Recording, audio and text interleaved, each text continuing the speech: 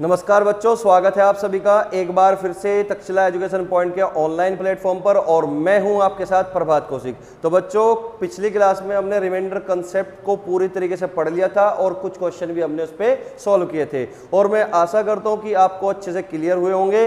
तो चलिए बच्चों, आज फिर हम इसी कड़ी को आगे बढ़ाते हुए क्लास को शुरू करते हैं। तो जैसा कि कुछ ये क्वेश्चन आपने देख लिया होगा, कल हमने रिमाइंडर कंसेप्ट के 4 से 5 क्वेश्चन किए थे और वो अच्छे से समझाए थे। ठीक है, तो आज का जो क्वेश्चन है बेटा वो आपके सामने है। जब किसी संख्या को 129 से भाग किया जाता है तो शेषफल 27 प्राप्त होता है। यदि संख्या के 4 गुने को 86 से भाग दिया जाए तो शेषफल क्या प्राप्त होगा, ये आपसे जानने की कोशिश की एग्जामिनर ने। ठीक है, तो बेटा इस क्वेश्चन को एक बार खुद सॉल्व करने की कोशिश करना, फिर तुम यहां पे सॉल्यूशन देखना। ठीक है, चलिए मैं सॉल्यूशन करा देता हूं एक बार। ठीक है, तो क्वेश्चन क्या है बेटा कि जब किसी संख्या को 129 से भाग दिया जाता है तो शेषफल 27 प्राप्त होता है। यानी कि हमारे पास कोई संख्या है, ठीक है ना, और हमने उस संख्या को 129 से भाग दिया, यानी कि हमारे पास कोई संख्या n है और हमने उस संख्या को 129 से भाग दिया। ठीक है, और जो शेषफल बचा वो कितना आया, 27 आया। रिमाइंडर कितना है बेटा, 27 आया। ये हमारा शेषफल है 27। क्लियर हुई बात। यदि संख्या के 4 गुने को, अब सवाल में क्या बोल दिया कि संख्या का करना है बेटा 4 गुना, कि यदि संख्या के 4 गुने को, तो नंबर n का हमें करना है बेटा 4 गुना, 4n को, ठीक है ना, 86 से भाग दिया जाता है तो शेषफल क्या होगा, ये आपसे जानने की कोशिश की, जानने का प्रयास किया एग्जामिनर ने। ठीक है, तो अब समझने का प्रयास करते हैं बेटा कि किस तरीके से हमें इस क्वेश्चन को करना है। जैसा कि मैंने पिछली वीडियो में भी बताया था कि हमेशा दूसरा जो भाजक होता है, दूसरा जो डिवाइजर होता है, वो पहले वाले डिवाइजर का, पहले वाले भाजक का एक फैक्टर होता है, एक गुणनखंड होता है, या फिर वो खुद वही नंबर होता है। अगर ऐसा नहीं है तो इस बात का मतलब हम क्वेश्चन को सॉल्व नहीं कर सकते। जैसा कि आप इस क्वेश्चन में देख पा रहे होंगे कि जो 86 है, 86 है, वो 129 का कोई फैक्टर नहीं है। तो इस बात का मतलब ये हुआ बेटा कि ये सवाल हम सॉल्व नहीं कर सकते, लेकिन एग्जामिनर हमेशा फंसाने की कोशिश करता है। तो इस टाइप का क्वेश्चन को लाने का मेरा मकसद यही था कि इस टाइप का अगर क्वेश्चन आपके सामने है तो आप जो है गलत मत करना, आपको ये चीजों को समझना पड़ेगा। देखिए, अगर 86 129 का फैक्टर भी नहीं है, लेकिन तुम्हें इन दोनों नंबर में एक नंबर कॉमन जरूर दिखाई दिया होगा, क्योंकि 129 का मतलब बेटा क्या होता है, 129 का जो मतलब होता है वो होता है 43 तिये 129, 43 तिये 129। ठीक है बेटा, और जो 86 का मतलब होता है, 86 का मतलब होता है 43 दूनी 86, तो 43 दूनी 86। तो इसका मतलब आपको इन दोनों नंबर में एक नंबर कॉमन दिखाई दिया, 43 और 43। यानी कि जब भी दूसरा भाजक अगर पहले भाजक का कोई फैक्टर नहीं होता तो इसका मतलब ये हुआ कि सवाल कहीं ना कहीं लॉजिकल हो सकता है, तो आपको उस लॉजिक को पहचानना है। क्लियर हुई बात। तो यहाँ पे 86 129 का कोई फैक्टर नहीं है, लेकिन दोनों नंबर में एक नंबर 43 कॉमन है। तो इस n को हम किस तरीके से लिख सकते हैं बेटा, इस n को हम लिख सकते हैं n बराबर 129 की महारनी जब चलाई होगी n पे तो k टाइम्स गया होगा 129 के प्लस 27, क्योंकि हमने कल पढ़ा था कि भाज्य बराबर होता है भाजक गुणा भागफल प्लस शेषफल। तो n क्या है, भाज्य है, और 129 क्या है, भाजक है, और k क्या है बेटा, भागफल, जिसके बारे में हमें नहीं ज्ञान है क्या हो सकता है। तो हमने k मान लिया कि n को जब हमने 129 से डिवाइड किया होगा तो k टाइम्स महारनी चली होगी, तो भाजक गुणा भागफल प्लस शेषफल, तो 129 के प्लस 27। लेकिन अब हमें करना है नंबर का 4 गुना, तो 4n बराबर कितना बेटा, 4 की मल्टीप्लाई करोगे पूरे इसमें, 4 की मल्टीप्लाई कर दो, 4 गुणा 129 के, 4 गुणा 129 के प्लस कितना, 27 चौका 108, 27 चौका 108, और इसी को हमें 86 से भाग देना है और बताना है शेषफल क्या होगा। इसी को हमें 86 से भाग देना है बेटा और बताना है कि शेषफल क्या होगा। तो अब आपको मैंने पिछली क्लास में ये बताया था कि डिवीजन के बेटा 3 प्रोसेस होते हैं, कि हम 3 तरीके से भाग देकर शेषफल अपना निकाल सकते हैं। पहला प्रोसेस था कि जब बड़ी संख्या को छोटी संख्या से भाग दे। दूसरा प्रोसेस ये था कि जब हम किसी छोटी संख्या को बड़ी संख्या से भाग देते हैं तो शेषफल हमेशा छोटी संख्या होता है। और तीसरा जो प्रोसेस था बेटा कि जब हम किसी संख्या को उसी के एक फैक्टर से डिवाइड करते हैं तो हमेशा रिमाइंडर यानी कि शेषफल 0 आता है। तो आप मुझे ये बताइए बेटा, ये जो 86 है, 86 क्या 4 गुणा 129 को मिलाकर 86 नहीं बनाया जा सकता? आप कहोगे सर बिल्कुल, क्योंकि यहाँ पे जो 129 है, 129 का मतलब है बेटा 43 गुणा 3 और 4 में 2, 4 से हम एक 2 निकाल लेंगे यानी कि 43 दूनी 86 हो जाएगा। यानी कि मैं इसको काट सकता हूँ किस तरीके से, देखिए 2 दूनी 4 और यहाँ पे 2 चौक 8 और 2 तिये 6, तो 43 से कितनी बार कटेगा बेटा? ये 43 से कटेगा आपका 3 बार। तो इसका मतलब 3 दूनी 6 के बार कट चुका। इसका मतलब 86 जो है वो 4 गुणा 129 का एक फैक्टर है। अगर ये फैक्टर है तो रिमाइंडर बेटा 0 आएगा यहाँ पे, क्योंकि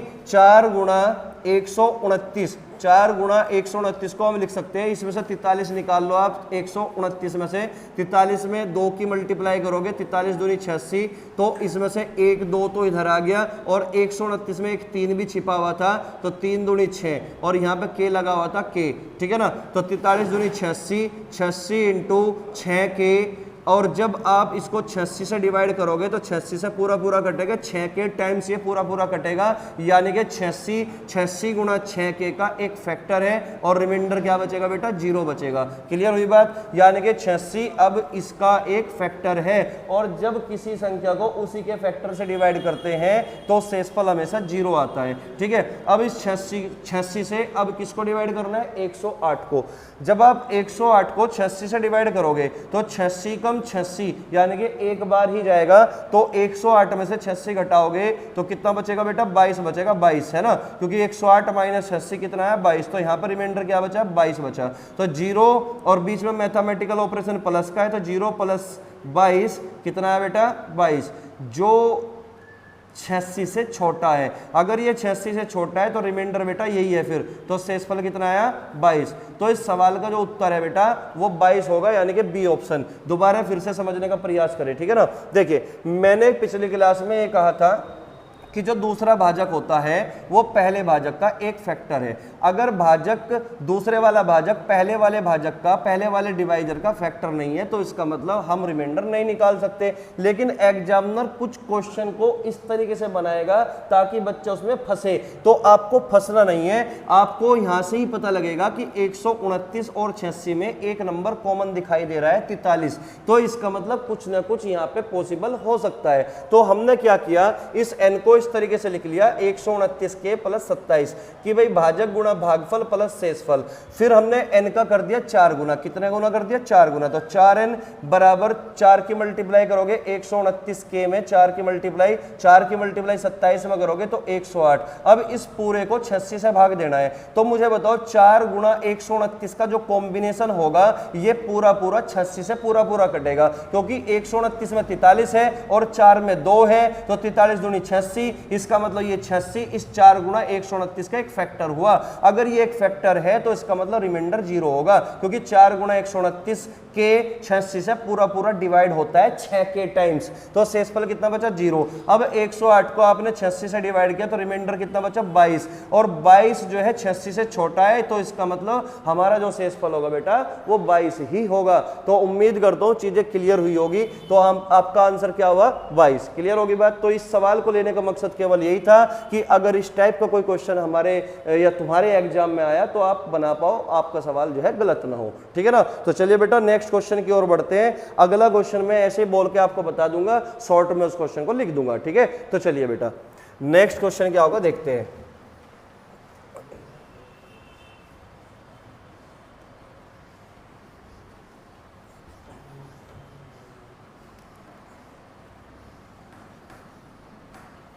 देखिए बच्चे, अगला जो क्वेश्चन है हमारा वो ये है कि 4 अंकों की सबसे बड़ी संख्या में, 4 अंकों की सबसे बड़ी संख्या में कौन सी सबसे छोटी संख्या जोड़ी जाए। 4 अंकों की सबसे बड़ी संख्या में कौन सी सबसे छोटी संख्या जोड़ी जाए कि योगफल 307 से पूरी तरह से भाज्य हो जाए, कि योगफल 307 से पूरी तरह से भाज्य हो जाए।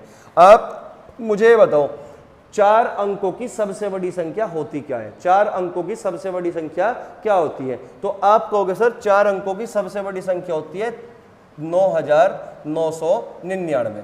भाई 4 अंकों की सबसे बड़ी संख्या क्या होगी 9999। और क्वेश्चन में कहा गया है कि 4 अंकों की सबसे बड़ी संख्या में कौन सी सबसे छोटी संख्या जोड़ी जाए कि योगफल जो है 307 से पूरी तरीके से विभाज्य हो जाए। तो इसका मतलब ये जो संख्या है ना ये 307 से अभी डिविजिबल नहीं है, 307 से अभी डिविजिबल नहीं है। एक बार फिर से समझना क्योंकि शब्दों के जाल में ही फंसाता है एग्जामिनर। 4 अंकों की सबसे बड़ी संख्या, 4 अंकों की सबसे बड़ी संख्या क्या है या उसमें हम क्या जोड़ दे कि संख्या 307 से पूरा पूरा डिवाइड हो जाए। तो इसका मतलब ये हुआ कि हमें इस 4 अंकों की संख्या में कुछ जोड़ना है, क्योंकि सवाल चीख चीख के बोल रहा है कि जोड़ना है। 4 अंकों की सबसे बड़ी संख्या में कौन सी सबसे छोटी संख्या जोड़ी जाए कि योगफल 307 से पूरी तरीके से विभाज्य हो जाए। तो मैं ऑप्शन भी लिख देता हूं, option A, option B, option C and option D.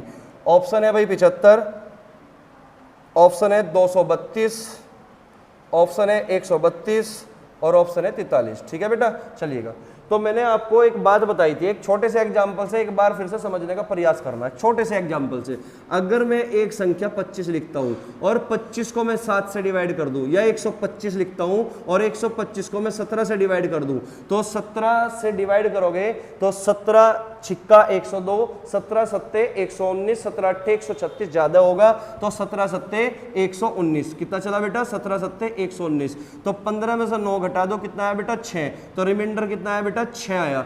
अब मैं ये चाहता हूं कि मुझे ऐसी संख्या प्राप्त हो जो 17 से पूरी तरीके से डिवाइड हो सकती हो। अगर कोई संख्या 17 से पूरे तरीके से डिवाइड हो सकती है तो इस बात का मतलब है बेटा कि रिमाइंडर उसका 0 होगा। तो इसका मतलब हमें रिमाइंडर को 0 करना है, शेषफल को क्या करना है 0 करना है। यानी कि जो शेषफल यहाँ पे 6 बचा है इसको हमें 0 बनाना है। और मैं पिछली क्लास में इस बात पे डिस्कस कर चुका हूं, चर्चा कर चुका हूं कि जो शेषफल होता है, अगर आप ये चाहते हो कि शेषफल 0 बने तो 0 बनाने के केवल बेटा 2 स्कोप है हमारे पास। एक तो ये स्कोप है कि अगर हम संख्या में से डायरेक्ट जो शेषफल आया इसी को सब्ट्रैक्ट कर दे, इसी को माइनस कर दे। दूसरा स्कोप बेटा ये है कि अगर हम इस शेषफल में कुछ जोड़ दे और उसको 17 के बराबर कर ले, यानी कि भाजक के बराबर कर ले। तो बताइए 6 में मैं ऐसा क्या जोड़ दूं कि 17 बन जाए, तो आप कहोगे बेटा 11 जोड़ दो, तो 11 और 6 बन जाता है 17। तो इसका मतलब ये हुआ कि हमें ये तो डायरेक्ट संख्या में से 6 घटाना होगा या डायरेक्ट संख्या में 11 जोड़ना होगा, तब जाके शेषफल हमारा 0 हो सकता है। अर्थात वो संख्या प्राप्त हो सकती है जो 17 से पूरे तरीके से डिवाइड होगी। तो इस क्वेश्चन में क्या बोल रखा है कि 4 अंकों की सबसे बड़ी संख्या में ऐसा क्या जोड़ा जाए। तो क्वेश्चन चीख चीख क्या बोल रहा है कि बेटा जोड़ने का स्कोप है, यानी कि हमें घटाना नहीं है कुछ भी, हमें इस क्वेश्चन में जोड़ना है। इसी बात को समझना है, ठीक है ना। क्योंकि क्वेश्चन में अगर ये साफ साफ बोल दिया जाए कि क्या जोड़ा जाए तो इसका मतलब वो साफ बता रहा है कि जोड़ने का स्कोप है। क्लियर हुई बात। तो यानी कि घटाना नहीं है, केवल जोड़ना है। तो क्वेश्चन में कहा गया कि 4 अंकों की सबसे बड़ी संख्या में न्यूनतम क्या जोड़ा जाए कि वो संख्या 307 से पूर्णतः विभाजित हो जाए। और हमारे पास बेटा ये 4 ऑप्शन है। सवाल समझ में आया होगा। तो चलिए बेटा सॉल्यूशन की ओर बढ़ते हैं। तो अब मुझे बताओ हमें जोड़ना क्या होता है। जोड़ना होता है बेटा जो शेषफल आया और जो हमारा भाजक था उन्हीं का अंतर, उन्हीं का डिफरेंस को ही जोड़ना होता है बस। ठीक है, चलिए समझते हैं भाई। तो अगर हम 9999 को 307 से डिवाइड करते हैं तो 3 सत्ते 21, 3 तिया 9, यानी कि 921 3 बार चलेगी बेटा, है ना। 3 सत्ते 21 और 3 तिये 9। तो 999 में से घटाओ, 9 में से 1 गया 8, 9 में से 2 गए 7। अब उतार लिया ऊपर से 9 का। तो अब बताओ उस पर कितने की चलेगी मारनी, है ना। 2 सत्ते 14, 2 तिये 6, 2 की चल सकती है। तो 2 सत्ते 14 और 2 तिये 6। तो 9 में से घटा दो, 9 में से 4 गए 5 और 8 में से 1 गया बेटा 7 और 7 में से 6 गया 1। तो हमारे पास रिमाइंडर क्या बचा बेटा 175। और अब हम ये चाहते हैं कि क्या जोड़ा जाए, क्या इसमें जोड़ा जाए कि संख्या 307 से पूरी तरीके से विभाजित हो जाए। तो इसका मतलब क्वेश्चन में घटाने का कोई स्कोप नहीं है, केवल जोड़ने का स्कोप है। और हमेशा जुड़ता क्या है बेटा, जुड़ता हमेशा शेषफल और भाजक का डिफरेंस, शेषफल और भाजक का डिफरेंस। तो मुझे बताओ शेषफल और भाजक का डिफरेंस क्या है। शेषफल और भाजक का डिफरेंस क्या है। 7 में से 5 घटा दो 2 और यहाँ पे 10 में से 7 गए 3 और 2 में से 1 गए 1। तो इसका मतलब हमें क्या जोड़ना पड़ेगा बेटा 132 जोड़ना पड़ेगा, 132 जोड़ना पड़ेगा, जो कि हमारा सी ऑप्शन है। तो मैं आशा करता हूं चीजें चीजें क्लियर हुई होगी। मैंने बहुत अच्छे तरीके से एक्सप्लेनेशन दिया है इस क्वेश्चन का कि सवाल में खुद बोल रहा है कि जोड़ा क्या जाए। तो हमारे पास शेषफल को जीरो करने का केवल दो ही स्कोप है, तो सब्ट्रैक्शन या फिर एडिशन। अगर सवाल चिक चिक के बोलता है कि क्या जोड़ा जाए तो जोड़ने वाला स्कोप होगा। अगर क्वेश्चन में ये बात नहीं है तो फिर हमें देखना पड़ेगा कि जोड़ना है कि घटाना है। चलिए नेक्स्ट क्वेश्चन की ओर बढ़ते हैं भाई, ठीक है। नेक्स्ट क्वेश्चन क्या होगा देखिएगा। नेक्स्ट क्वेश्चन है भाई,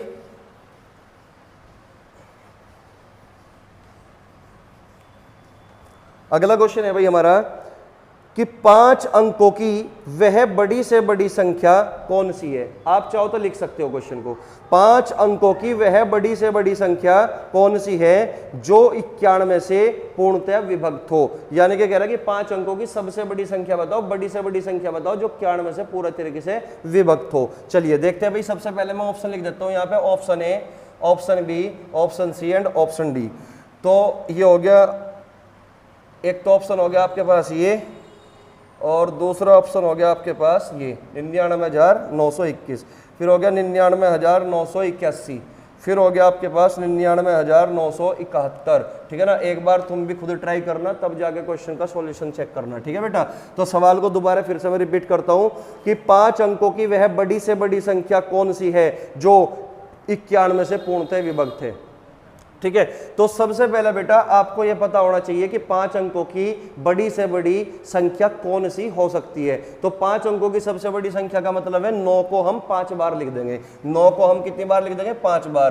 तो 2, 3, 4, 5। तो बेटा यहां पे एक छोटी सी बात समझना, देखो सवाल में क्या बोल दिया कि 91 से पूर्णतः विभक्त हो, 91 से पूर्णतः कंप्लीटली डिविजिबल हो। अगर 91 से कंप्लीटली डिविजिबल है तो इस बात का मतलब ये हुआ बेटा कि रिमाइंडर 0 आना चाहिए। और 0 लाने के हमारे पास कितने स्कोप है? केवल 2 स्कोप है, एक तो सब्ट्रैक्शन का और एक एडिशन का। सब्ट्रैक्शन कहता है कि जो रिमाइंडर बचा, जो शेषफल आया, उतना ही हम संख्या में से माइनस कर देंगे। और एडिशन क्या बोलता है कि एडिशन बोलता है कि जो शेषफल आया उसमें कुछ जोड़कर उसको डिवाइजर के इक्वल कर लो, भाजक के इक्वल बना लो। बात समझ में आई? यानी कि जो भी जोड़ा जाता है वो हमेशा संख्या में जुड़ता है। तो आप मुझे ये बताओ संख्या में क्या बोल रखा है कि 5 अंकों की सबसे बड़ी संख्या, यानी कि केवल 5 अंकों की, ना तो 4 अंकों की हो और ना 6 अंकों की हो।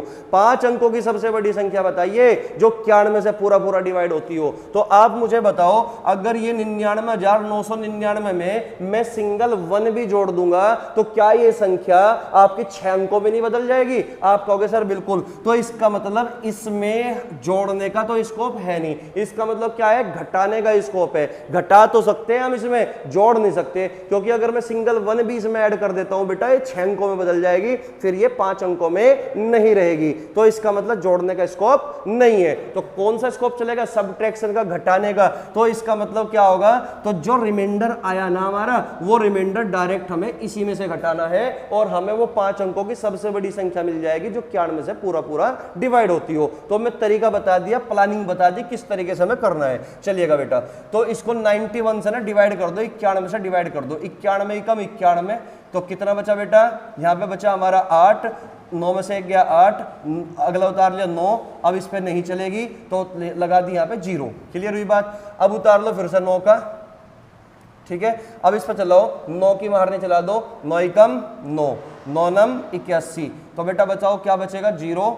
9 में से 1 गया 8, 80 में चलेगी नहीं, फिर से उतार लिया, अगला 9। अब इस पर 9 की चलाओगे तो 819 होगा, जो कि 809 से बड़ा होगा। तो 1 कम चला लो 8 की, तो 8 ही कम 8, 8 नम 72, 8 नम 72। 9 में से 8 गया 1, 10 में से 2 गया बेटा, कितना बचेगा? 8 बचेगा। तो रिमाइंडर क्या है बेटा हमारा? 81 आया। तो शेषफल को 0 करने के 2 ही तरीके हैं, एक तो सब्ट्रैक्शन का और एक एडिशन का। ऐड हम इसमें कुछ नहीं कर सकते, क्योंकि अगर ऐड कर दिया तो ये 6 अंकों में बदल जाएगी। तो इसका मतलब केवल एक ही रास्ता बचा, केवल सब्ट्रैक्शन का। तो सब्ट्रैक्शन ये कहता है कि जो रिमाइंडर आता है उसको डायरेक्ट संख्या में से आप घटा दो। तो 9 में से 1 घटा दो बेटा, कितना बचा? 8 बचा। 9 में से 1 घटाया, कितना बचा? 8 बचा। 9 में से 8 8 घटाया कितना बचा, 1 बचा, बाकी कितने 3 बार 9 लिख दोगे, 3 बार 9, तो ये हमारी संख्या बन के तैयार हुई। तो इसका मतलब ये हमारा आंसर होगा, है ना, 99,918, 99,918। ये 5 अंकों की सबसे बड़ी है, ये 5 अंकों की वो सबसे बड़ी संख्या है जो 91 से पूरे तरीके से डिवाइड हो सकती है।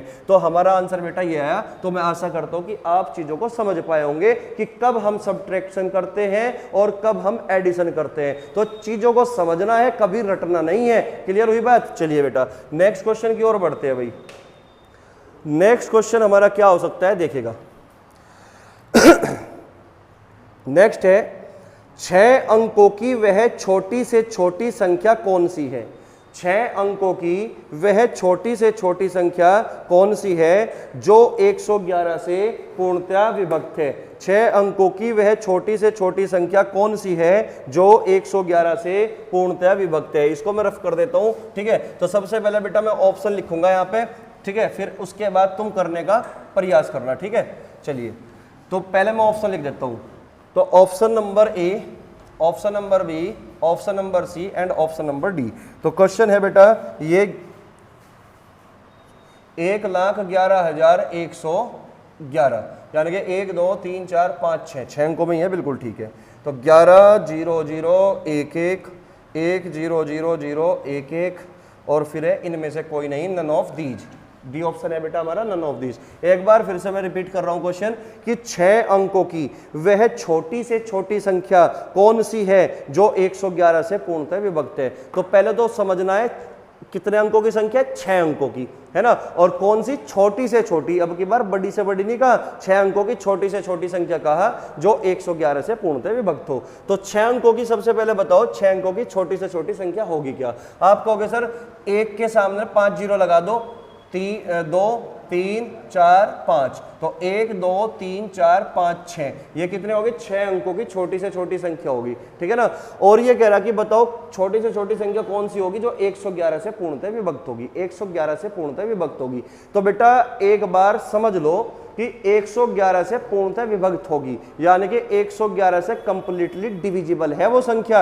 अगर 111 से कंप्लीटली डिविजिबल है तो इस बात का मतलब है कि शेषफल शून्य आना चाहिए, और शेषफल शून्य यानी कि रिमाइंडर जीरो करने के 2 रास्ते, एक तो सब्ट्रैक्शन और एक एडिशन। सब्ट्रैक्शन कहता है कि जो शेषफल आएगा उसको डायरेक्ट संख्या में से आप घटा सकते हो, और एडिशन बोलता है बेटा कि जो शेषफल आया उसमें कुछ जोड़कर उसको भाजक के बराबर कर लो, यानी कि 111 के बराबर कर लो, ठीक है ना। लेकिन आप मुझे एक बात बताना छोटी सी, अगर मैं इसमें से सिंगल 1 भी माइनस कर दूं, बेटा अगर मैं इसमें से सिंगल 1 भी माइनस कर दूं तो क्या ये संख्या 6 अंकों में रह जाएगी। आप कहोगे सर नहीं, अगर मैं 1 भी माइनस कर दिया ना, इसमें से 1 भी माइनस कर दिया तो इसका मतलब ये 5 अंकों में बदल जाएगी। तो इसका मतलब क्या हुआ कि घटाने का स्कोप नहीं है, जोड़ने का स्कोप है। तो इस तरीके से पता करना पड़ेगा आपको कि कब जोड़ना है और कब घटाना है। तो इसका मतलब जोड़ने का स्कोप है बेटा। तो इसको अब हम 111 से डिवाइड कर देते हैं, 111 से डिवाइड। क्लियर हुई बात। तो 111 से डिवाइड करोगे 100 पे तो चलेगी नहीं, 1000 पे चला दो 9 बार, 999, 999, तो 10 में से 9 घटा दो 1, इधर 0 0 हो गया तो 1 बचा, ऊपर से उतार लो 0, अब भी नहीं चल पाई बेटा तो 0 लगा दोगे यहाँ पे, फिर से क्या उतार लोगे 0, ये तो अब भी नहीं चल पाई तो उधर 1 0 और लगा दो, अब यहाँ पे रुक जाओ। तो इस बात का मतलब हुआ कि शेषफल बेटा कितना है 100, और इस 100 को हमें करना है 0। रास्ते हैं 2, सब्ट्रैक्शन और एडिशन। सब्ट्रैक्शन हम कर नहीं सकते क्योंकि अगर हमने 1 भी माइनस कर दिया तो ये 5 अंकों में बदल जाएगी, तो हमें रखना है 6 अंकों में। तो इसका मतलब एडिशन का स्कोप है। तो एडिशन कहता है कि जो शेषफल आया ना, जो शेषफल आया उसमें कुछ जोड़ दो और भाजक के बराबर कर लो। कहने का मतलब ये हुआ कि भाजक और शेषफल का अंतर ही जुड़ता है हमेशा, भाजक और शेषफल का अंतर ही हमेशा जुड़ता है। तो कितना अंतर है बेटा 11, तो इसका मतलब हमें 11 जोड़ना है, 11। तो इसमें 11 जोड़ दोगे आप तो 1 0 0 0 1 1, तो बेटा हमारा जो आंसर होगा फिर ये होगा कि 6 अंकों की वो सबसे छोटी संख्या जो 111 से कंप्लीटली डिविजिबल है वो ये है। अब चेक कर लो ऑप्शन में है कि नहीं, तो सी ऑप्शन हमारा आंसर है। तो उम्मीद करता हूं चीजें क्लियर हुई होगी कि कब सब्ट्रैक्ट करना होता है और कब एडिशन करना होता है, ठीक है। तो नेक्स्ट क्वेश्चन की ओर बढ़ते हैं बेटा। नोट कर लो आप इस क्वेश्चन का सॉल्यूशन। मैं क्वेश्चन बोल ही देता हूं, आप लिख भी सकते हो क्वेश्चन, ठीक है। चलिए नेक्स्ट क्वेश्चन क्या है समझिए भाई।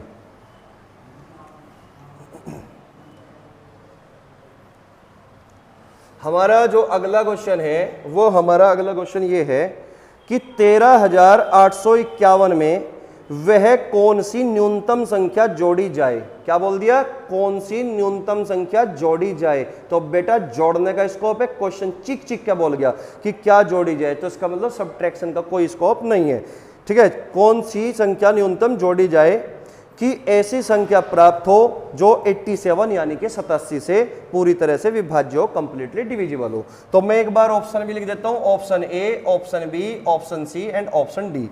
तो ऑप्शन ए में 18 है, फिर 43 है, फिर 54 है, फिर 64 है। तो ये हमारे 4 ऑप्शन है बेटा, ठीक है। एक बार फिर से रिपीट कर देता हूं, 13,851 में 13,851 में कौन सी न्यूनतम संख्या जोड़ी जाए कि वह 87 से पूरी तरीके से विभाज्य हो, 87 से पूरी तरीके से विभाज्य हो। बात को समझने का प्रयास करना बेटा। इसमें क्वेश्चन में जोड़ने की बात कही और आप अच्छे से जानते हो जुड़ता क्या है। तो जुड़ता केवल शेषफल और भाजक का डिफरेंस यानी कि रिमाइंडर और डिवाइजर का जो डिफरेंस होगा वो ही हमेशा जुड़ता है, और वो यही पूछ रहा है कि क्या जोड़ा जाए। तो बेटा इसको हम 87 से डिवाइड कर देंगे।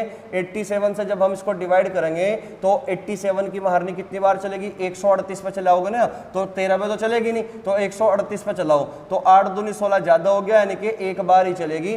तो यहाँ पे आ गया 87 यानी कि 87। तो 8 में से 7 गए 1, 13 में से 8 गए बेटा 5 बचा, 51 पे चलेगी नहीं, उतार लो 5 का, उतार लो 5 का। 6 सते 42, 2 4, 6 अट्ठे 48 और 4 52 यानी कि ज्यादा हो जाएगा 6 की मारनी, क्योंकि 515 है, 522 हो गया। तो इसका मतलब चलेगी कितने, 5 की। तो 5 की चलाओ, 5 सते 35 का 5 का हासिल लगे 3, 5 अट्ठे 40 और 3 कितना हुआ बेटा 43। तो यहां से घटाओगे, 5 में से 5 गए 0, 11 में से 3 गए बेटा 8, 80 बचा, उतार ले फिर से हमने 1 का। तो अब 801 पे चलाओगे कितने की, 87 की। तो 8 नम 72, 8 ढाई 80 ज्यादा होगा, 9 की चलेगी मारनी, है ना।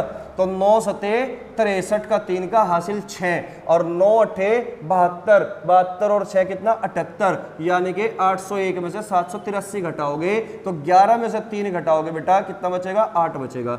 और यहाँ पे कितना बचा, 9 में से 8 घटाओगे कितना बचा, 1, क्योंकि जब हमने यहाँ पे कैरी ली तो पहले 10 हुआ, 10 में से एक कैरी इधर भेज दी, तो 11 में से 3 घटाओगे 8, यहाँ बचा 9, 9 में से 8 घटाए 1, तो रिमाइंडर क्या बचा बेटा हमारा 18 रिमाइंडर बचा। तो क्वेश्चन में बोल रखा था ऑलरेडी पहले से कि क्या न्यूनतम संख्या जोड़ी जाए, तो इस बात का मतलब है जोड़ने का ही स्कोप है। और जुड़ता क्या है हमेशा, भाजक और शेषफल का डिफरेंस। भाजक क्या है बेटा हमारा 87 और शेषफल क्या है हमारा 18। इनका डिफरेंस देख लेते हैं कितना होगा। तो 17 में से 8 घटाओगे बेटा 9 आ गया, और 7 में से 1 घटाओगे 6 आ गया। तो इसका मतलब क्या जोड़ना है बेटा, 69 जोड़ना है, 69। तो ऑप्शन गलत है शायद, 64 लिख दिया, 69 का एक बार मैं चेक कर लेता हूँ फिर भी, ठीक है ना। हाँ 69 ही है, ये लिखा हुआ गलत है, ठीक है ना। तो 69 है यहाँ पे। तो ऑप्शन कितना है बेटा 69। तो आंसर बेटा हमारा डी ऑप्शन हुआ। क्लियर होगी बात। तो मैं आशा करता हूँ चीजें बिल्कुल क्लियर हुई होगी भाई, है ना। अगर कोई भी डाउट बचता है तो बेटा कमेंट करके जरूर बताया करो, ठीक है। अभी शुरुआत है हमारी, हमें भी पता है इस बात का कि कुछ बच्चे जो है देखेंगे, कुछ बच्चे नहीं देखेंगे, ठीक है ना। लेकिन जो सच में देख रहे हैं ना, देखो हम अपना 100% एफर्ट दे रहे हैं, हम एक एक चीज बहुत ही बारीकी से समझाने का प्रयास कर रहे हैं। फिर भी अगर तुम्हें लगता हो कि कहीं ना कहीं कोई डाउट है या कुछ भी दिक्कत है तो आप कमेंट करके जरूर बताना, हम उसमें सुधार करने की कोशिश करेंगे, ठीक है ना। तो चलिए बच्चे देखिए, कई बार होता है कि बच्चा जो है ना थोड़ा मतलब नर्वस रहता है हमेशा कि पता नहीं क्या होगा मेरा, क्या नहीं, मैं सिलेक्शन ले पाऊंगा कि नहीं। तो बच्चे निगेटिविटी की तरफ को नहीं जाना, हमेशा पॉजिटिविटी की तरफ को ही रहना है, ठीक है ना। तो बस कर्म करो, फल की चिंता मत करो, ठीक है ना। चलिए नेक्स्ट क्वेश्चन की ओर बढ़ते हैं भाई। नेक्स्ट क्वेश्चन क्या है हमारा, देखते हैं।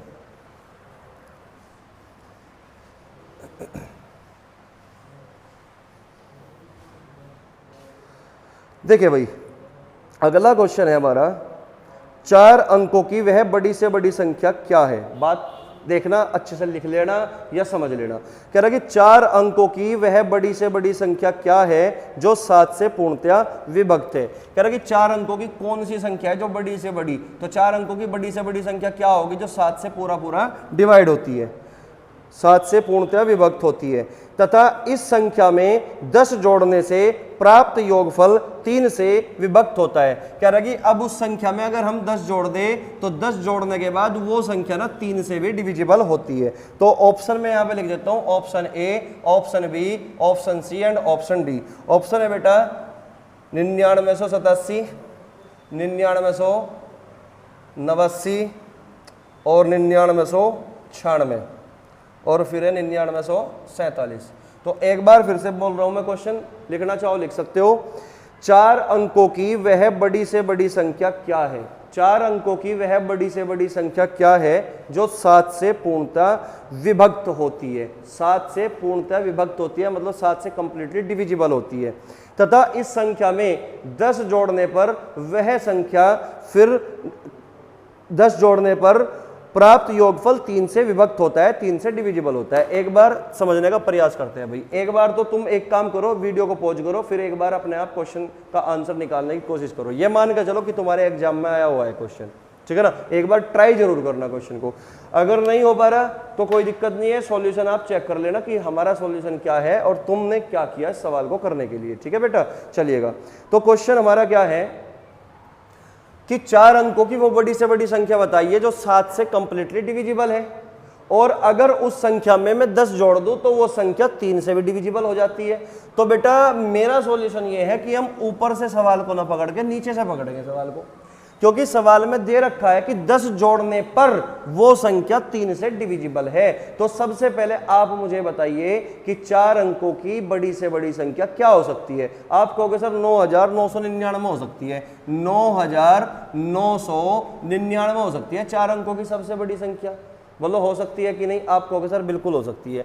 अब ये बताओ क्या ये संख्या 3 से कंप्लीटली डिविजिबल है? क्या ये संख्या 3 से कंप्लीटली डिविजिबल है? आप कहोगे सर बिल्कुल, ये 3 से पूरा पूरा डिवाइड है, पूरा पूरा भाग हो सकता है, पूरा पूरा कट सकती है संख्या 3 से। अगर ये संख्या 3 से पूरा पूरा कट सकती है तो इस बात का मतलब है इस संख्या में ऑलरेडी 10 जुड़ा हुआ है, क्योंकि 10 जोड़ने पर 3 से कटेगी, 10 जोड़ने पर 3 से कटेगी। तो और ये संख्या जो है 4 अंकों की सबसे बड़ी भी है और 3 से भी कटी हुई है। तो इस बात का मतलब इस संख्या में ऑलरेडी हमने 10 जोड़ दिया, तभी ये संख्या 3 से कटी होगी। तो हम इसमें से क्या कर लेंगे? 10 माइनस कर लेंगे। क्या कर लेंगे? 10 माइनस 9 में से 1 गया 8 और ये आ गया 99। ये बची हमारी संख्या कि अगर इस संख्या को इस संख्या में हम 10 जोड़ दे तो वापस ये संख्या बनेगी और ये 3 से घटेगी। तो इसका मतलब 10 घटाने पर ये संख्या आई और ये संख्या 101% 7 से डिविजिबल होगी। देख लो 7 ही कम 7 कितना बचा? 29, 7 चौक 28, 18,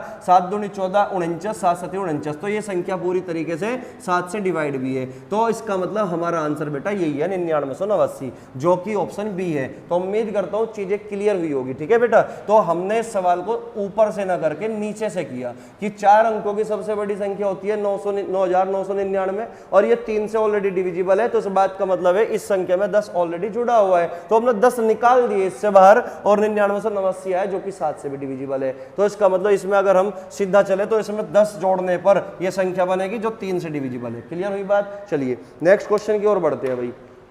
ये छोटे मोटे सवाल है, इसमें इतना टाइम नहीं देना, बहुत ही आसान तरीके से मैंने इसका एक्सप्लेनेशन कर दिया, ठीक है ना। फिर भी अगर कोई दिक्कत हो तो बता देना। नेक्स्ट क्वेश्चन की ओर बढ़ो भाई। अगला क्वेश्चन क्या है हमारा?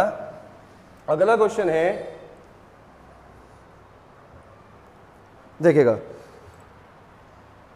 567 से विभाजित होने वाली संख्या जो 58,701 के निकटतम हो। 58,701 के 58,701 के निकटतम हो। क्या हो? निकटतम हो। किससे डिविजिबल है ये संख्या? 567।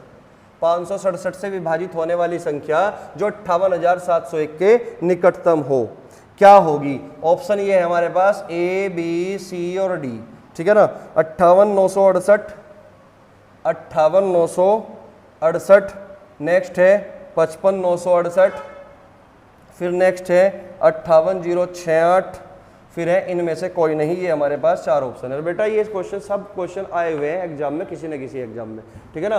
बस मैंने तो एक सीक्वेंस में अरेंज करके दे रहा हूं मैं, ताकि तुम्हें इधर उधर ना भटकना पड़े और तुम्हें सारी चीजें यहीं पे मिल जाए। जिस टाइप के भी क्वेश्चन एग्जामिनर तुम्हारे यूपी पुलिस में डाल सकता है, वो हर क्वेश्चन में इधर उधर से उठा के एक सीक्वेंस में अरेंज करके आपको दे रहा हूं। बस देरी है तो केवल आपके पढ़ने की, ठीक है बेटा। चलिएगा, तो क्वेश्चन हमारा ये है कि 58,701 के निकटतम ऐसी कौन सी संख्या होगी जो 567 से पूरी तरीके से विभाज्य होगी, कंप्लीटली डिविजिबल होगी। और ये हमारे 4 ऑप्शन है, तो एक बार आप ट्राई करना, फिर उसके बाद सॉल्यूशन चेक करना, ठीक है बेटा। चलिए मैं तो सॉल्यूशन करा ही देता हूं, ठीक है। चलिए पहले एक छोटे से एग्जाम्पल से फिर से समझने का प्रयास करना है। मैं एक छोटा सा कंसेप्ट बताऊंगा यहाँ पे, एक छोटे से एग्जाम्पल को लेकर। जैसे ये संख्या 127 है, 127 को अगर हम 15 से डिवाइड कर दे, किससे कर दे, 15 से डिवाइड कर दे, ठीक है। या फिर दूसरा कोई एग्जाम्पल ले लो,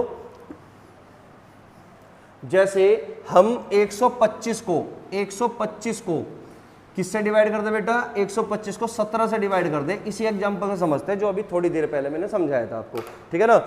तो 17 सत्ते 119, 17 अट्ठे 136, ज्यादा होगा 17 सत्ते 119। तो 15 में से आप 9 घटाओगे, कितना बचेगा बेटा, 6। कितना बचेगा, 6। और मैं ये चाहता हूं कि 125 के निकटतम ऐसी कौन सी संख्या होगी जो 17 से पूरे तरीके से डिविजिबल हो, 17 से पूरा डिवाइड होती हो, पूरा कटती हो, ठीक है ना। क्योंकि निकटतम वाला कंसेप्ट अब समझना है आपको कि निकटतम संख्या निकलती कैसे है, निकटतम संख्या निकलेगी कैसे, ठीक है बेटा। चलिएगा, तो मुझे ये बताओ 125 के निकटतम बतानी है कि ऐसी संख्या कौन सी होगी जो 17 से पूरा डिवाइड है। संख्या बहुत छोटी है, छोटा एग्जाम्पल है, तो आप अंदाजे से भी बता सकते हो कि संख्या कौन सी होगी, ठीक है ना। लेकिन आपको समझना है यहाँ पे कंसेप्ट को, इसीलिए तो मैंने एक छोटा सा एग्जाम्पल लिया। तो मुझे बताओ शेषफल को 0 करने के कितने हथियार है हमारे पास, कितने वेपन्स है बेटा, 2 रास्ते हैं हमारे पास। या तो जो शेषफल आया उसी को माइनस कर लो, या फिर शेषफल में कुछ जोड़ के भाजक के बराबर कर लो। तो बताओ 6 में ऐसा क्या जोड़ना पड़ेगा जो 17 के बराबर हो जाए। आप कहोगे सर 11 जोड़ना पड़ेगा। कितना जोड़ना पड़ेगा, 11 जोड़ना पड़ेगा। तो इसका मतलब जो सब्ट्रैक्शन या एडिशन करते हैं हम, डायरेक्ट वो संख्या में ही होगा। अगर मैं 125 में से 6 घटा दूं तो कितना बचेगा, 119 बचेगा। और अगर मैं 125 में 11 जोड़ दूं तो कितना बचेगा बेटा, 136 बचेगा। अब पहले तो मुझे ये बताओ 125 के निकटतम कौन सी ऐसी संख्या है जो 17 से डिवाइड होगी, पूरी 119 होगी या 136 होगी। आप कहोगे सर देखते ही बता दोगे कि 119 नजदीक है 125 के और 136 119 के मुकाबले दूर है। समझ रहे बात को। तो निकटतम संख्या कौन सी होगी, 119 होगी। तो यहां पे एक छोटा सा कंसेप्ट ये बना कि अगर निकटतम संख्या निकालनी है तो केवल और केवल बेटा डिफरेंस चेक करना है आपको, डिफरेंस चेक करना है कि घटा के डिफरेंस कम आएगा या जोड़ के डिफरेंस कम आएगा।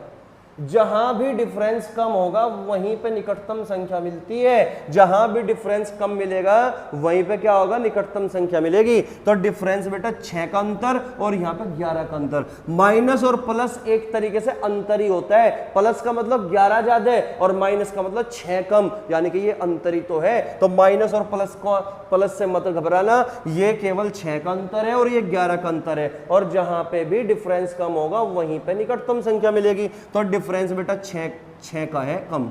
तो इसका मतलब 125 में से 6 घटा के सीधा 119 आई।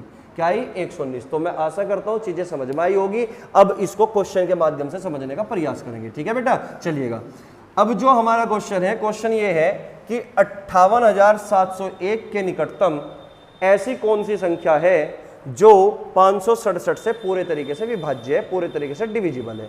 तो अब करना क्या है, अब हमें इसको ना 567 से डिवाइड करना है सीधा सीधा।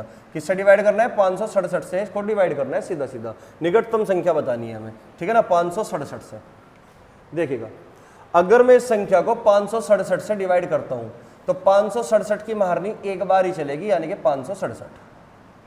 7 में से 7 घटाओगे 0, 8 में से 6 घटाओगे 2, 20 पे चलेगी नहीं, उतार ली एक 0 बेटा, ये तो अब भी नहीं चली, एक 0 यहां लगा दी, ऊपर से उतार लिया 1 का।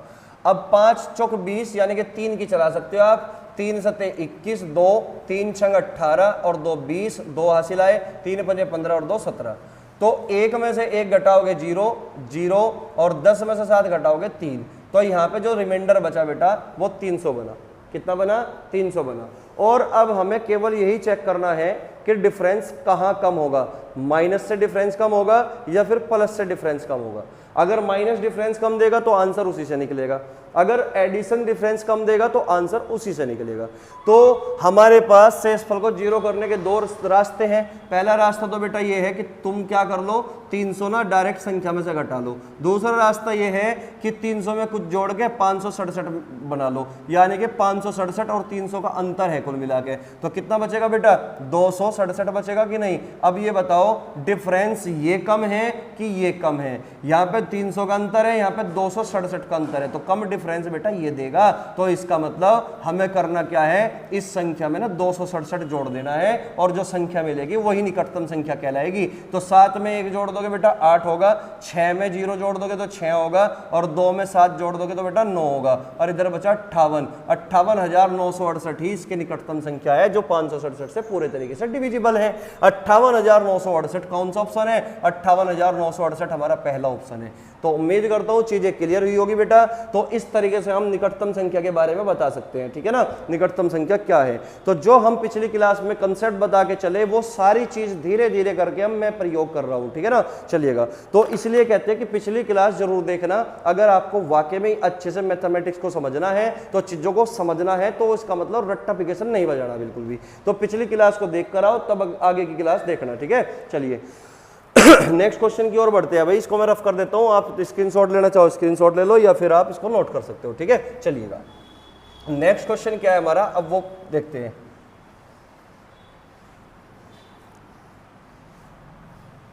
देखिए भाई, हमारा जो अगला क्वेश्चन है वो क्या होगा, देखते हैं भाई।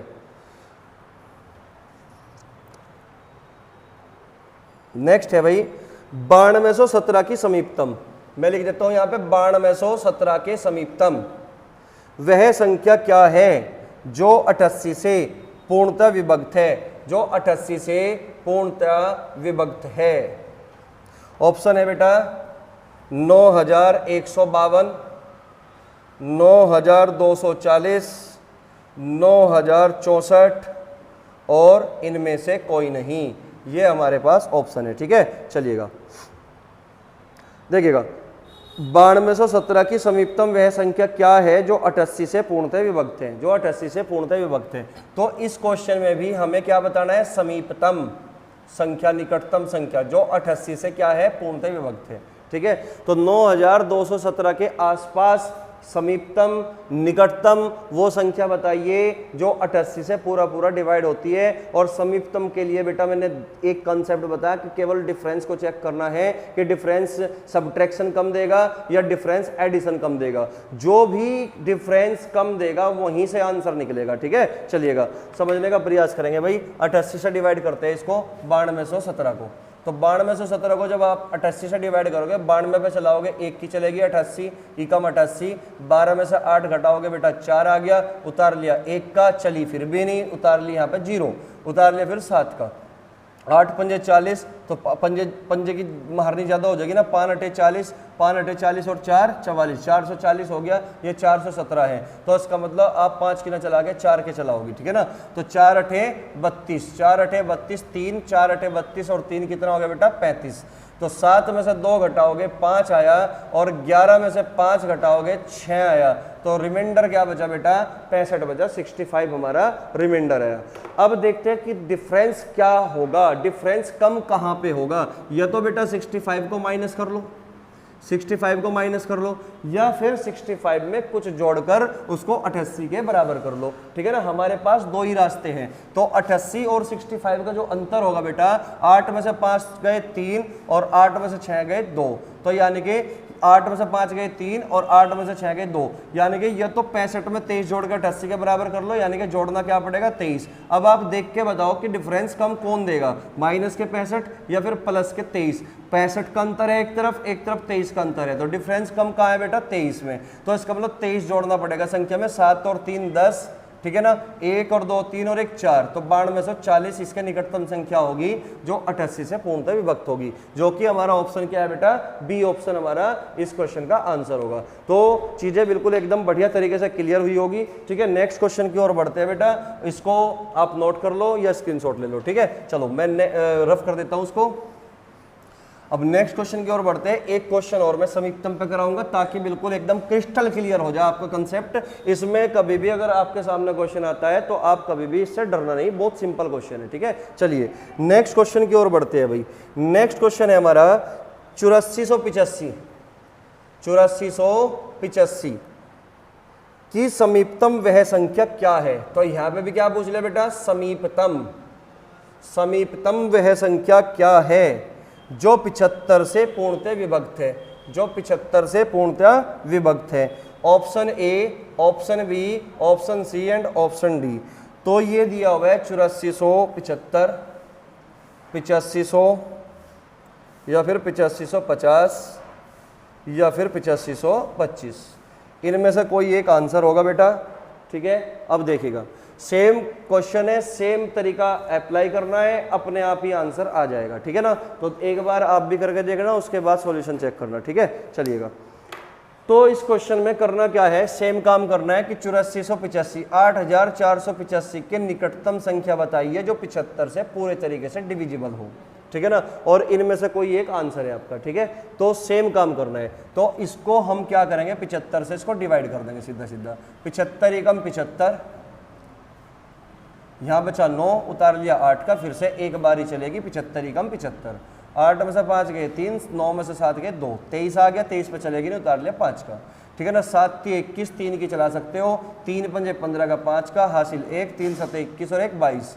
तो यहाँ पे 5 में से 5 गए 0, 3 में से 2 गया 1, तो शेषफल बेटा हमारा आया 10। अब देखते हैं डिफरेंस कहाँ पे कम मिलेगा, सब्ट्रैक्शन में या फिर एडिशन में। एक रास्ता बेटा ये है कि माइनस के 10 कर लो, यानी कि जो शेषफल आया उसको माइनस कर लो। ठीक है ना, और दूसरा रास्ता बेटा ये है कि 10 में कुछ जोड़ लो और उसको 75 के बराबर कर लो। तो 7 में से 1 गया 6, यानी कि 5, यानी कि ये तो 65 जोड़ लो या फिर 10 कम कर लो। अब आप खुद बताओ, खुद चुनो कि आप निकटतम संख्या 10 के अंतर से दे सकते हो या 65 के अंतर से। आप कहोगे सर 10 के अंतर से, कि इस संख्या में से 10 घटा दोगे तो इसके नजदीक संख्या रहेगी, अगर 65 जोड़ दोगे तो दूर हो जाएगी संख्या। तो इसका मतलब 10 के अंतर पे, तो 10 कम कर दोगे तो 5 आ गया, 7 आ गया, 8475, यानी कि हमारा आंसर हुआ 8475, जो कि हमारा ए ऑप्शन है। तो मैं आशा करता हूं बेटा कि अगर गलती से भी तुम्हारे यूपी पुलिस या किसी भी वनडे एग्जाम में समीपतम या निकटतम संख्या का कोई क्वेश्चन आया तो आप कभी भी गलती नहीं करोगे।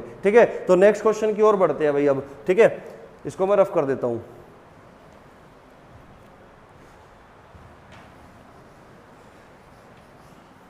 नेक्स्ट क्वेश्चन क्या है देखते हैं अभी। अगला क्वेश्चन है बेटा, विभाजन के एक पर्सन में, ध्यान से सुनना, विभाजन के एक पर्सन में, यानी कि भाग के एक पर्सन में विभाजक भागफल का 12 गुना तथा शेषफल का 5 गुना है। तदनुसार यदि उसमें शेषफल 36 हो तो भाज्य कितना होगा। तो भाज्य कितना होगा, भाज्य का मतलब होता है बेटा डिविडेंड, यानी कि वो पूछना चाहता है आपसे संख्या क्या होगी, नंबर क्या होगा। दोबारा फिर से सुन लो, मैं तब तक एक ऑप्शन लिख लूँ एक बार, ऑप्शन ए, बी, सी और डी। अच्छा क्वेश्चन है, एग्जाम का आया हुआ है 2706, 2796, 2736, 2826, ये हमारे ऑप्शन है।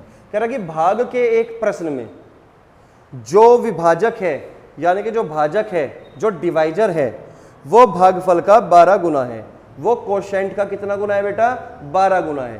ठीक है ना, भाजक भागफल का 12 गुना है और शेषफल का 5 गुना है। तदनुसार यदि उसमें शेषफल कितना हो, 36 हो, शेषफल कितना हो, 36 हो, तो भाज्य कितना है, संख्या क्या है।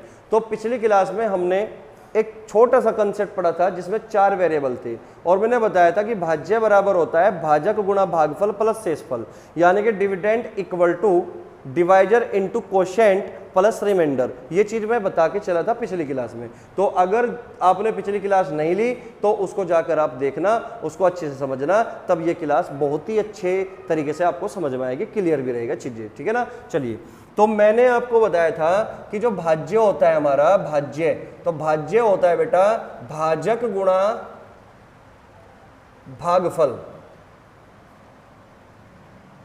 प्लस शेषफल, ये होता है। क्लियर हुई बात? यानी कि जो ये भाज्य होते हैं इसको बोलते हैं dividend equal to divisor into quotient plus के रिमाइंडर। क्लियर हुई बात? तो यहाँ पे क्वेश्चन में क्या दिया हुआ है कि विभाजन के 1% में जो भाजक है वो भागफल का 12 गुना है। ये दिया हुआ है कि जो भाजक है वो भागफल का कितना गुना है बेटा? 12 गुना। और जो भाजक है वो शेषफल का कितना गुना है बेटा? वो है 5 गुना, कि शेषफल का 5 गुना है। और क्वेश्चन में कहा गया कि ये जो शेषफल है ना वो 36 है। शेषफल कितना है? 36 है। तो बताइए भाज्य क्या होगा? तो बताइए भाज्य क्या होगा? तो सवाल समझ में आ गया होगा, बढ़िया तरीके से मैंने यहाँ पे लिख दिया क्वेश्चन को, ठीक है, क्योंकि हमारा कंसेप्ट ये था भाज्य बराबर भाजक गुणा भागफल प्लस शेषफल, ठीक है ना। तो ये है divisor into quotient plus remainder, ठीक है ना। तो ये जो भाजक है यानी कि डिवाइजर है वो भागफल का 12 गुना और शेषफल का 5 गुना, और शेषफल कितना दिया हुआ है? 36। तो मुझे बताओ अगर शेषफल 36 है तो 36 का 5 गुना कितना होगा? आप कहोगे 180 होगा। तो इसका मतलब भाजक की वैल्यू कितनी आ गई? 180। 36 का 5 गुना कितना? 180। तो भाजक की वैल्यू 180। अब ये बताओ मुझे, अगर भाजक भागफल का 12 गुना है तो इसका मतलब भागफल की वैल्यू जो भी रही होगी उसमें हमने 12 की मल्टीप्लाई करके ही तो 180 लाए ना। तो इसका मतलब भाजक क्या होगा? इसका उल्टा होगा ना। तो इसका मतलब भागफल भाजक का 1/12 गुना होगा, 1/12 गुना, ठीक है ना। तो 12 से इसको डिवाइड कर दोगे तो आप कहोगे सर भागफल जो है ना 15 आ गया। तो 180 गुणा 15 प्लस के 36, 180 गुणा 15 प्लस के 36, यानी कि 15 का 12 गुना 180। तो अब यहाँ पे इन दोनों की मल्टीप्लाई करके 36 जोड़ना है। तो 18 पंजे 90, 9 18 एकम 18 और 9 कितना हो गया? 18 एकम 18 और 9 27, यानी कि 270, यानी कि इनकी मल्टीप्लाई करके आ गया बेटा 2700, 2700 और प्लस के है 36। तो हमारा जवाब कितना? 2736, 2736, जो कि सी ऑप्शन है। तो अच्छा क्वेश्चन है, एग्जाम में कई बार पूछ लेता है इस सवाल को डाटा चेंज कर करके। तो घबराने की जरूरत नहीं है, जैसे सवाल मैंने आपको समझाया इस तरीके से आपको लिख लेना है। मैंने बताया था कि आसान आसान से सवाल इस तरीके से पूछ लेता है, ठीक है ना। चलिए नेक्स्ट क्वेश्चन की ओर बढ़ेंगे भाई, ठीक है। अगला जो क्वेश्चन होगा हमारा वो क्या होगा, क्या हो सकता है, देखते हैं। अभी इसको नोट कर सकते हो आप, ठीक है। चलिएगा, तो नेक्स्ट क्वेश्चन बेटा क्या है वो देखते हैं।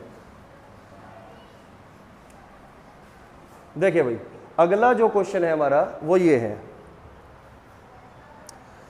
कह रहा कि 38 से एक संख्या को विभाजित करने पर हमें 70 भागफल के रूप में और 12 शेषफल के रूप में मिलता है, उस संख्या को ज्ञात करें। उस संख्या को ज्ञात करें। दोबारा सुनिएगा, 38 से एक संख्या को विभाजित करने पर, यानी कि इस बात का मतलब ये हुआ कि 38 से हमने किसी संख्या को भाग दिया, तो इसका मतलब 38 क्या है? 38 क्या है? भाजक है, भाजक यानी कि डिवाइजर, ठीक है ना। भाग करने पर, विभाजित करने पर हमें 70 भागफल के रूप में प्राप्त होता है। इसका मतलब जो 70 है वो भागफल यानी कि कोशेंट है के रूप में प्राप्त होता है और 12 शेषफल के रूप में प्राप्त होता है। रिमाइंडर कितना बचा? 12। तो कह रहा कि संख्या बताइए क्या होगी। तो बेटा ऑप्शन में यहां लिख देता हूं, option A, option B, option C and option D. आसान सा क्वेश्चन है, कभी कभी पूछता है, तो इस टाइप के क्वेश्चन को गलत नहीं करना। ये आसान सवाल है, अगर आप आसान सवाल को भी गलती कर दोगे तो समझ लेना कि आप जो है फाइट से बाहर हो चुके, आपको सिलेक्शन नहीं मिलेगा, ठीक है ना। तो आपको एक योद्धा की तरह रणभूमि में उतरना है, ताकि जितने भी तुम्हारे सामने कोई भी हो सबको काटते हुए चले जाओ और एक अपना स्थान हासिल कर सको, ठीक है बेटा। चलिएगा, तो 2648, 2636, 2684 और 2672 ये हमारे ऑप्शन हो गए। तो अभी अभी जो मैंने यहाँ पे लिखा कि भाज्य बराबर होता है भाजक गुणा भागफल प्लस शेषफल, ठीक है, ये होता है। तो सवाल में ये कहा गया कि किसी संख्या को जब हमने 38 से भाग दिया तो 38 क्या है बेटा? भाजक, क्योंकि भाग करने वाली संख्या भाजक कहलाती है। तो शेषफल के रूप में क्या भागफल के रूप में क्या प्राप्त हुआ, 70 प्राप्त हुआ, है ना। हमें 70 भागफल के रूप में और 12 शेषफल के रूप में, 12 शेषफल के रूप में प्राप्त हुआ। तो बताइए संख्या क्या है। तो इतना ही तो काम करना है बस, है भाई, इतना ही तो काम करना है बस, और तो कुछ करना ही नहीं। अब देखिएगा 38 गुणा 70 प्लस 12 करना है। अब यूनिट डिजिट पे चेक करो, यूनिट डिजिट 8 है, 6 है, 4 है और 2 है। सभी की यूनिट डिजिट क्या है बेटा, अलग अलग है। अगर सभी की यूनिट डिजिट अलग अलग है तो आप जो है यूनिट डिजिट लगा दो कंसेप्ट। भाई 8 की मल्टीप्लाई 0 में कर लो, कितना आ गया 0, और 0 में फिर प्लस करोगे कितना 2, तो आंसर होगा बेटा जिस संख्या का यूनिट डिजिट 2 हो। तो एक ही ऑप्शन दिखाई दे रहा हमें तो आंसर क्या होगा डी। देखिए कर सकते हो तुम ऐसे भी, 0 7 8 56 का 6 का 5 7 21 और 5 कितना हो गया 26, 26 और 60 में कितना जोड़ दो 12 जोड़ दो, तो 2 7 2672 यही आगे निकल गए, ठीक है ना। तो यूनिट डिजिट इस तरीके से ऑप्शन को एलिमिनेट करना चाहिए, क्योंकि जहां पे हमें जरूरत होती है केवल कैलकुलेशन वहीं पर करना जहां पर रिक्वायरमेंट हो। आप क्वेश्चन में रिक्वायरमेंट होती नहीं और आप लगे रहते हो कैलकुलेशन में, तो कैलकुलेशन केवल वहीं करें जहां पे जरूरत हो। अगर जरूरत नहीं है तो बहुत सारे तरीके होते हैं हमारे पास ऑप्शन को एलिमिनेट करने के, यूनिट डिजिट भी है, डिजिटल सम भी है, और भी बहुत सारे तरीके हैं, ठीक है ना। चलिएगा तो नेक्स्ट क्वेश्चन की ओर बढ़ते हैं भाई। नेक्स्ट क्वेश्चन क्या होगा देखते हैं। अगला क्वेश्चन है भाई हमारा, देखते हैं भाई, ये है क्वेश्चन अगला। किसी संख्या को 888 से भाग देने पर भागफल 374 तथा शेषफल 103 है, वह संख्या क्या है, वह संख्या क्या है। दोबारा सुनिएगा, किसी संख्या को 888 से भाग देने पर, अगर हम किसी संख्या को 888 से भाग देते हैं तो इस बात का मतलब है कि जो 888 है वो भाजक की वैल्यू है। भागफल 374, भागफल क्या आया 374, यानी कि कोशेंट की जो वैल्यू आई वो 374 है। शेषफल 103 यानी कि रिमाइंडर 103 है। तो संख्या पूछ ली, संख्या क्या होगी, ठीक है बेटा। चलिएगा तो यहाँ पे मैं सबसे पहले क्या लिखता हूँ, option A, option B, option C and option D. तो ऑप्शन में दिया हुआ है 36 82 05, 36 82 05, फिर है 33 22 15, फिर है बेटा 31 7 2 2 5, फिर है 33 2 0 0 9। ये हमारे पास 4 ऑप्शन है, ठीक है ना। तो किसी संख्या को 888 से भाग देने पर, तो अभी थोड़ी देर पहले हमने पढ़ा था कि भाज्य बराबर होता है भाजक गुणा भागफल प्लस शेषफल। अब यहाँ पे क्या बोला कि 888 से भाग देने पर, तो इसका मतलब भाजक की वैल्यू बेटा 888 है, भागफल 374, भागफल कितना 374, तो 374 यानी कि 374, 374 तथा शेषफल 103, शेषफल 103 प्राप्त होता है। तो बताइए संख्या क्या है। तो ये संख्या निकालनी है, ये संख्या यानी कि भाज्य की वैल्यू आपसे पूछ रहा है, ठीक है ना। तो उम्मीद करता हूँ क्वेश्चन तो समझ में आ ही गया होगा, ठीक है ना।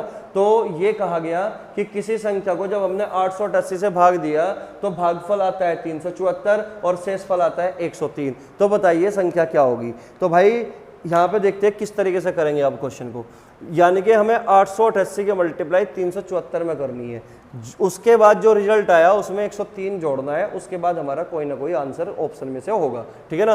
तो सबसे पहले मैं यूनिट डिजिट का प्रयोग करने की कोशिश करूंगा, लेकिन यहाँ पे तो मैं दिख रहा 3 ऑप्शन में तो 5 5 है और एक में 9 है। चलो देखते हैं यूनिट डिजिट क्या कर सकता है हमारे लिए। तो 8 चौक 32, 32 में क्या मिला 2 और 2 में जोड़ दो 3, कितना मिला 5, यानी कि आंसर तो वो ऑप्शन होगा जिसका यूनिट डिजिट 5 होगा। तो डी ऑप्शन तो हमने देखते ही एलिमिनेट कर दिया, डी तो हो नहीं सकता। बात समझ में आई, क्योंकि इसका यूनिट डिजिट बेटा 9 है।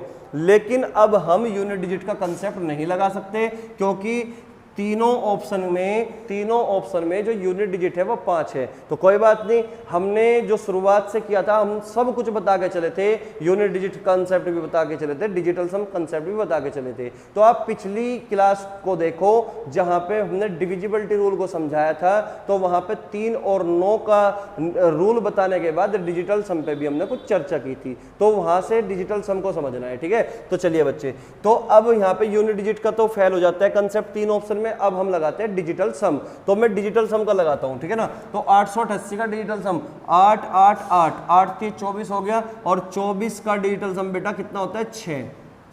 यहाँ पे देखिएगा भाई 7 और 3 10, 10 का मतलब 1, 1 और 4 5, इसका डिजिटल सम कितना हो गया बेटा 5।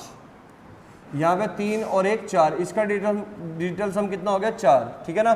तो यहाँ पे बीच में मैथमेटिकल ऑपरेशन लगा दो, यहाँ पे प्लस लगा दो। 6 पंजे 30, 30 का डिजिटल सम कितना बेटा 3, और ये कितना है 4, तो 3 और 4 7। इसका मतलब आंसर वही ऑप्शन होगा जिसका डिजिटल सम 7 होगा। आंसर वही ऑप्शन होगा जिसका डिजिटल सम 7 होगा। ये चीज मैं आपको पिछली वीडियो में बता के चला था कि जो हमारे क्वेश्चन का डिजिटल सम होता है वही हमारे ऑप्शन का डिजिटल सम होता है, यानी कि उत्तर का डिजिटल सम होता है।